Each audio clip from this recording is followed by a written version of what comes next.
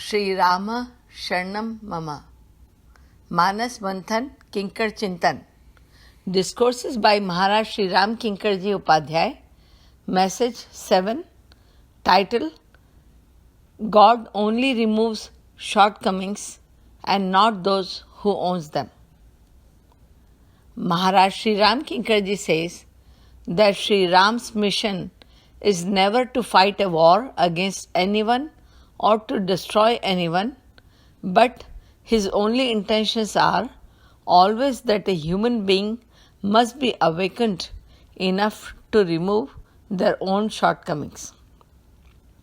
Sri Ram thinks if someone has eagerness to win over his shortcomings and feels guilty of doing wrong, then he must be given a chance to rectify himself.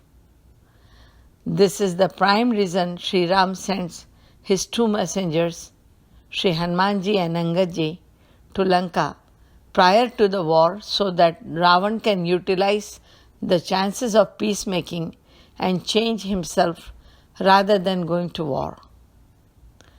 Unfortunately, people like Ravan perceive sending of the messengers as a weakness of Sri Ram. For example, Ravan told Angad that your Ram must be an incapable individual, or else why he would have sent you to invite for friendship. He further said, the stronger of the two never wants to have negotiations. It's only the weaker ones. Essentially, Ravan thinks extending a friendship hand is a sign of mere weakness. This is the reason Ravan inquires from Angad if really his boss is a strong person, or else why in the world he wants his enemy's favor of friendship rather than fighting a war. Tau basit patvat ke hi kaja, ripusan preet karehi nahi raja. Since he wants to have friendship with me and to love me, it proves itself that he is scared of me. Now Maharaj Shri further explains that in this world there are some folks like Ravan who believes that war is the only solution and to take revenge against the enemy is a sign of strength and bravery. Truth is contrary to this notion that these types of believers possess devil quality in themselves.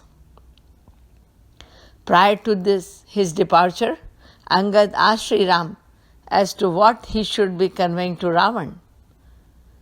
Maharaj Shri defines here as how Sri Ram answers to Angadji by warning Ravan softly that although the fact remains that Ravan considers him as his enemy, but make sure he realizes that I don't have any negativity towards him.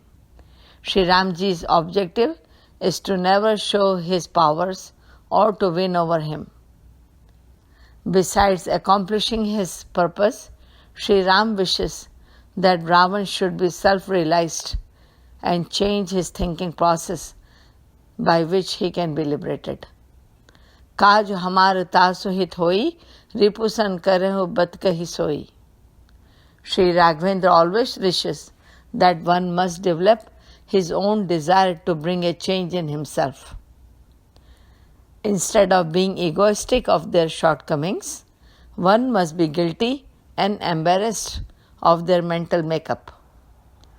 Similarly, when Sri Hanumanji and Angadji told Ravan to ask for forgiveness and to do complete surrender and refuge in Sri Ram, their message was to make Ravan realize that despite having all his deficiencies and committing crime earlier in his life, Sri Ram would not even think of punishing him.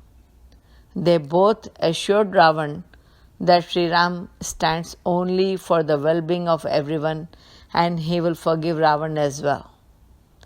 Ultimately, Maharaj Shri explains that if Sri Ram's mission was to fight against any one country, person or creed, he would not have made friendship with Vibhishanji and made him the king of Lanka. Sri Ram has no animosity towards anyone, unlike we commonly see in society. In conclusion, Sri Ram's presence is only there to help us to realize our weaknesses and improve them. He never intends to look at our deficiencies and to punish us. Rather, improve us and find liberation or peace within us. See you later with another message. Jai Siya Ram.